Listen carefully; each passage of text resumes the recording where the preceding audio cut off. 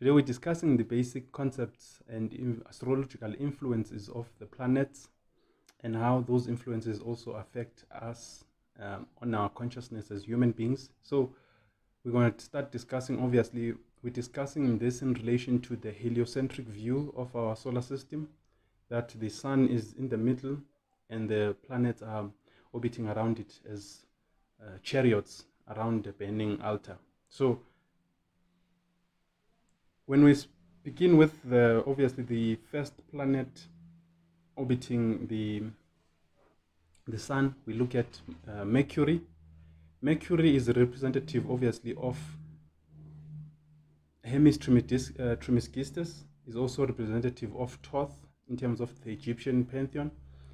Mercury is a representative of quickness or seconds in our time because of it orbits the sun quicker than any other planets. It takes 88 days for it to complete one orbit around the sun. So also Hermes, or when Mercury, is also representative of Wednesday. Wednesday also being from being taken out or being representative again of the Norse religion, which is then god Odin or Odin. So Wednesday, if you also watched the American gods, you'd understand that Wednesday, as he is referred to there, is Odin. So when we then move to the second planet being Venus, Venus also is representative of planet of love, is also represented by goddess Hathor from the Egyptian pantheon, and then it's also representative of Friday. And Friday, the word Friday is derived from the wife of Odin, Frigg. Again, we're talking Norse mythology or Norse religion. So Frigg is then the representation of Venus in this point, or representation of Hathor, goddess of love and excitement and joy and all those things. So Friday then being representation or represented by Venus. And then we move to, let's skip our planet because this is the vantage point from which we are observing the seven wonders of the world. Seven wonders of the world are obviously these visible planets from our moon, Venus, Mercury, the sun, Mars, Jupiter, and then Saturn. So those are the seven wonders of the world. So when we continue going to our moon is the representative of obviously Monday, moon day. So Monday, our moon, is also representative of a cult which existed in the ancient days, where we get also the word lunar, or when they then have a derogatory term for those that were worshipping Luna, then they call them lunatics. So the lunar cult still exists even today, those that worship the moon. And then we had those that worshipped the sun, and then we had those that worshipped Saturn. So these were cults that existed in the ancient days, are then still in existence today. They just morphed and changed words, terms, and meaning of their representation. So we continue to Mars. Mars is obviously represented as the god of war. Mars, or Martis, god of war, is masculine and obviously is representative of Tuesday.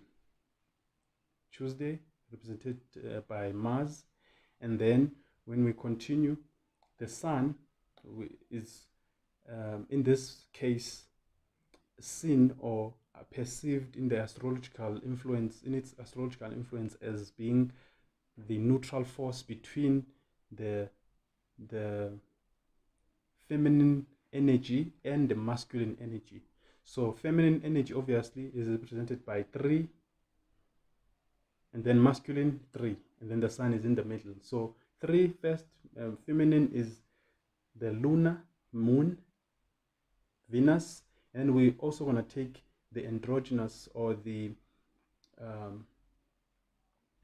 Mercury, because Mercury is hermaphrodite.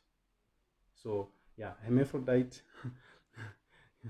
Hermaphrodite, and then the sun is in the middle, being the neutral force between, and then the other side, which is the masculine, is Mars, Jupiter, and Saturn.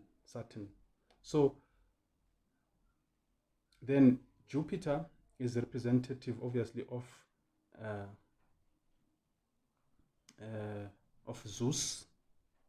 Is also representative of, um, you can say, in the Norse mythology, is on Thursday or Thor's Day. So the day obviously is also still again named after the or derived from the Norse mythology. So we have Thor, we have Odin, and then we have Frigg. So this is the father, the mother, and the son. So Wednesday, Thursday, Friday. So, okay. And then also Jupiter is also the representation, obviously, of expansion. And then we have also then the planet Saturn, which is then represented by Saturn Day, and also is known as Lord Kronos, the god of time, because it takes 29 years and a half for planet Saturn to complete one orbit around the sun. So he is then referred to as the master of this solar system, or the boss of this solar system. Also, the one who rules over planet Earth and the moon. Why? Because the moon takes 29 and a half days to complete its orbit around the planet Earth. And this is what planet Saturn is doing around the sun. So what planet Saturn is doing in terms of magnetic pull, like our moon is doing to our planet, is what the sun, planet Saturn, is doing to the sun. So planet Saturn represents the opposite of the sun. Sun being the giver of electric hydrogen force, planet Saturn is the contraction or the magnetic pull of that force. So this is now where we have our villain and our hero. This is our story. This is the twin brothers that kill each other. This is set in the Egyptian pantheon, and we have obviously Horus or Osiris as the sun. Set being Saturn, or the one who's constrained, the one who's pushed away, the coldest one, right? So this is very important because our planet, as I say, is ruled over, governed by Saturn. Hence, you'll hear people say, this world is governed by the devil. So it is governed by Saturn on the astrological influences because of it is the one that is watching over all the other planets or all the other wonders of the world as they orbit the sun multiple times while it is watching everything. So nothing goes past it. Hence, it is also the god of karma because it is watching everything. So also we have what we call Saturn return on people's lives. So once you reach the age of 29, 30, your life is sort of like in a turning point because now you need to make that decision of whether or not you have learned what you were supposed to learn before that, and what is it that you are ready to lose, give away for you to start a new life or for you to move on to another level. And if you miss this transition, it comes again when you are 56 years old, 57 years old, somewhere there. So it's that cycle of 29 and a half years. So this is very important because Christmas or Christmas as we know it is Saturnalia, a festival of Saturnalia, the celebration, the festival of Saturnalia. So this is very, very, very, very important.